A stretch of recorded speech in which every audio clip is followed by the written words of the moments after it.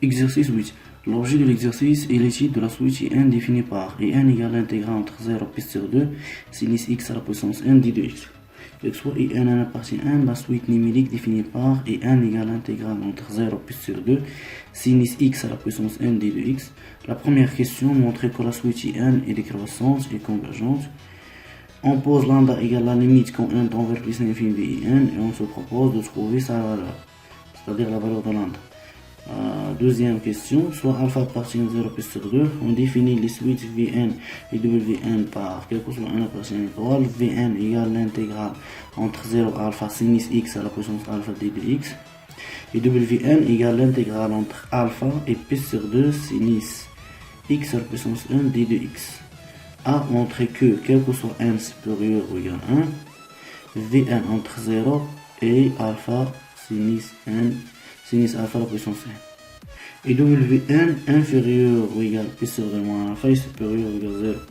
B. On déduire, quel que soit n appartient à n, In supérieur ou égal à 0 inférieur ou égal à plus sur 2 moins alpha plus alpha sinus alpha à la puissance n. C. Justifier que lambda supérieur ou égal à 0 est inférieur plus sur 2 moins alpha.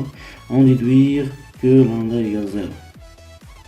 Pour la première question, montrer que la suite IN est décroissante et convergente. Nous avons traité cette question précisément dans l'exercice 4. Épisode 4, nous avons montré que pour tout entier naturel supérieur ou égal à 0, nous avons trouvé que la suite IN est positive.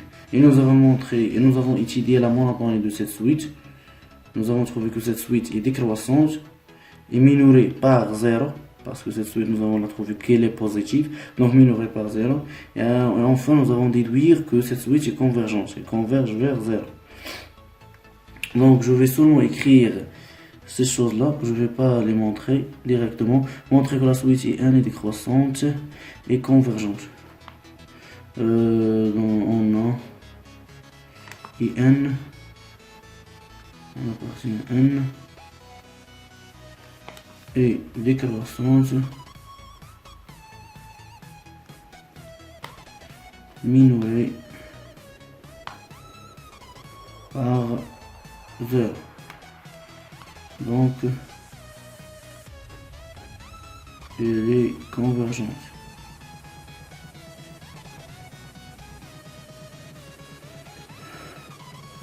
Voir épisode 4. Pour la deuxième question, on pose lambda égale à la limite quand n tend vers plus l'infini de IN. Donc on a lambda, c'est la limite quand n tend vers plus l'infini de IN.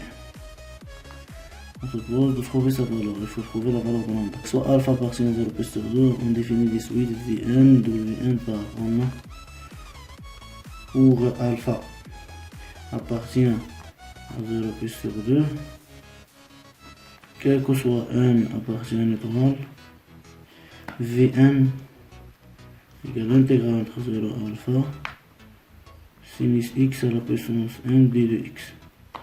Et Vn a montré que Vn et Wn, je vais écrire Wn égale l'intégrale entre alpha et p sur 2. C'est selon la relation de Charles de IN. Nous avons divisé UN à Vn plus Wn par la relation de Charles. Que vous remarquez alpha jusqu'à p sur 2 de sinus x à la puissance n d de x. A montre que quel que soit 1 supérieur ou égal à 1, V1 supérieur ou égal à 0, inférieur ou égal à alpha sinus alpha. Montrons que Vn supérieur ou égal à 0, inférieur ou égal à alpha sinus alpha à la puissance. On a Vn égale l'intégrale entre 0 alpha sinus x à la puissance n d de x. On a x supérieur ou égal à 0, inférieur ou égal à alpha. Or, sinus x à la puissance n est une fonction croissante sur 0 alpha, puisque alpha appartient à 0 plus sur 2. 0 plus sur 2, entre 0 plus sur 2, sinus x à la puissance n. Sinus x en général, sinus x c'est une fonction croissante. Donc sinus x à la puissance n reste croissant. Donc sinus x à la puissance n inférieur ou égal, donc il va conserver l'ordre inférieur ou égal sinus alpha à la puissance n et supérieur ou égal sinus 0 à la puissance n. Ça équivalent à dire que sinus n de x inférieur ou égal sinus n à la puissance alpha est supérieur ou égal 0.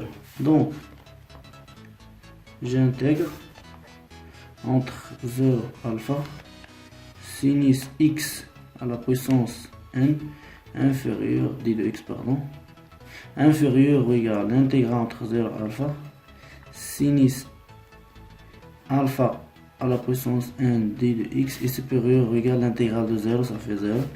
Ça équivalent à dire que Vn inférieur ou égal sinus alpha à la puissance n, c'est une constante, on va la sortir, il reste alpha moins 0. Donc ça fait alpha fois sinus alpha à la puissance. Ça c'est une constante, l'intégrale de 1 ça fait x, donc x entre 0 alpha ça fait alpha moins 0, c'est pour ça que j'écris alpha moins 0 directement. Et ça supérieur ou égal 0. Donc Vn supérieur ou égal 0 et inférieur ou égal alpha sinus alpha à la puissance. Donc il faut montrer que Wn inférieur ou égal plus sur 2 moins alpha est supérieur ou égal 0. On a x supérieur ou égal alpha et inférieur ou égal plus sur 2 car Wn c'est l'intégrale entre alpha plus sur 2 de sinus x à la puissance n d de x.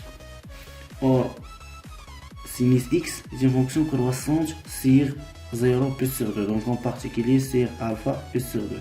Alors, sinus x à la puissance n, c'est une fonction croissante sur alpha plus sur 2. Donc, or, sinus n, x associé sinus n, est une fonction croissante et croissante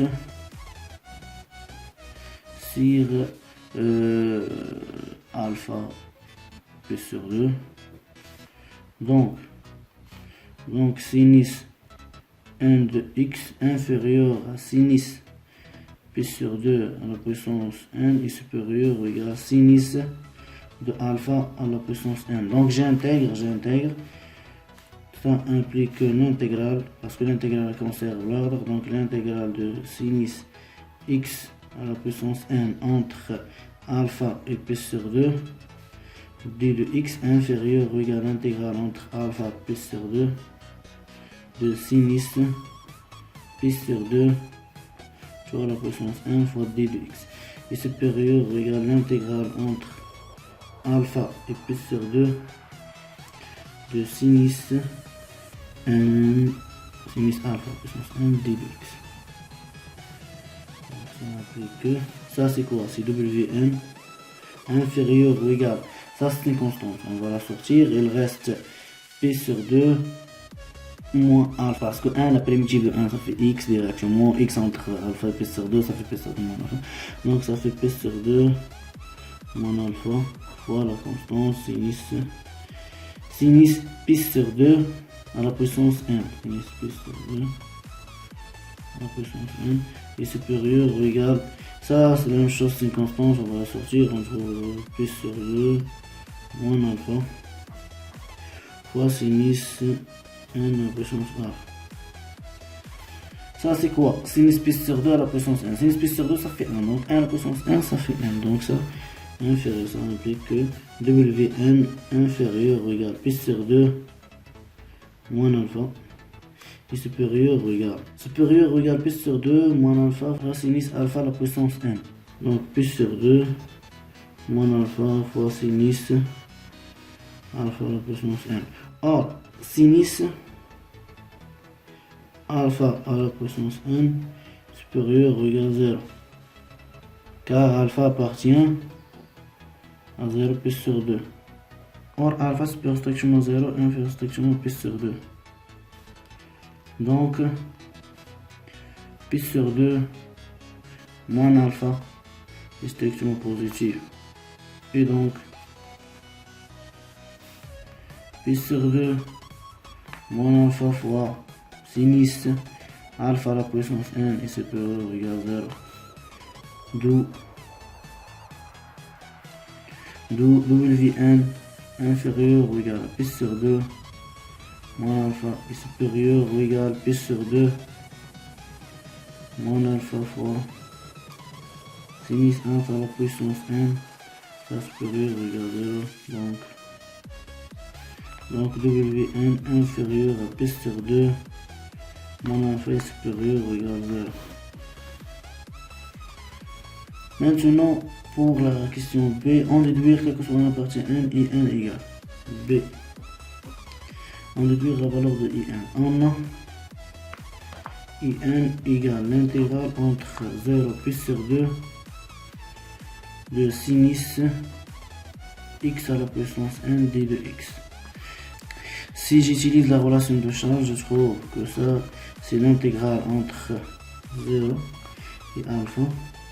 Sinus x à la puissance n d de x plus l'intégrale entre alpha et pi sur 2 de sinus x à la puissance n d de x. Avec alpha appartient à 0 pi sur 2. Donc ça égale quoi? Égale Vn plus Wn. Donc Vn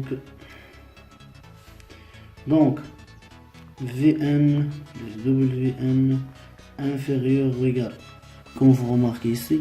Donc je vais faire la somme. Donc alpha sinus alpha à la puissance 1 plus pi sur 2 moins alpha supérieur ou égal à 0. Donc ça équivaut à dire que Vn plus Wn ça fait In. Donc In supérieur ou égal à 0, inférieur ou égal à alpha sinus alpha à la puissance 1 plus pi sur 2 moins alpha.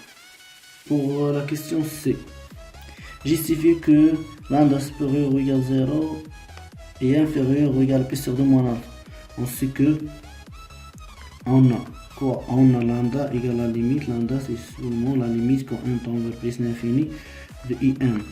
Or, nous avons trouvé que In inférieur ou égal à pi sur 2 moins alpha plus alpha fois sinus alpha à la puissance n est supérieur ou égal à 0.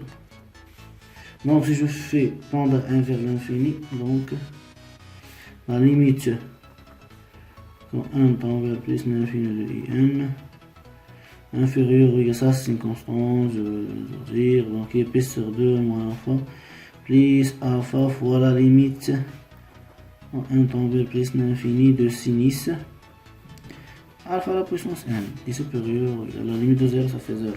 Or, alpha appartient à 0 pi sur 2.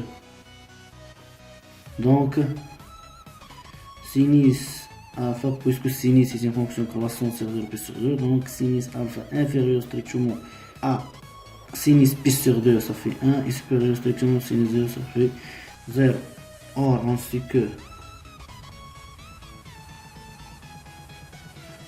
que si Q en valeur absolue inférieure strictement 1 implique que la limite de Q à la puissance n égale 0 quand 1 tend vers plus l'infini. Or, nous avons trouvé que sinus alpha entre 0 et 1. Donc la limite quand 1 tend vers plus l'infini de sinus alpha à la puissance n égale 0. D'où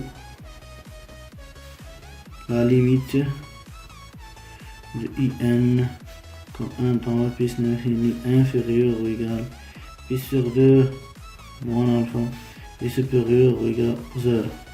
Ça équivaut à dire que lambda, parce que la limite c'est lambda, inférieur à pi sur 2 moins alpha est supérieur ou égal à 0. en déduire que lambda égale 0. Puisque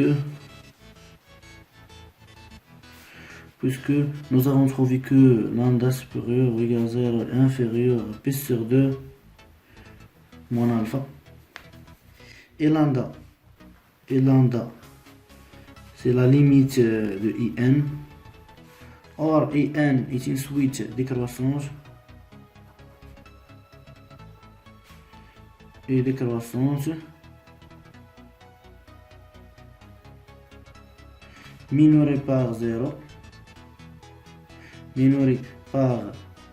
Alors elle est convergente. Et lambda supérieur ou égal 0 inférieur à p sur 2 moins alpha. Donc, elle est convergente. Et elle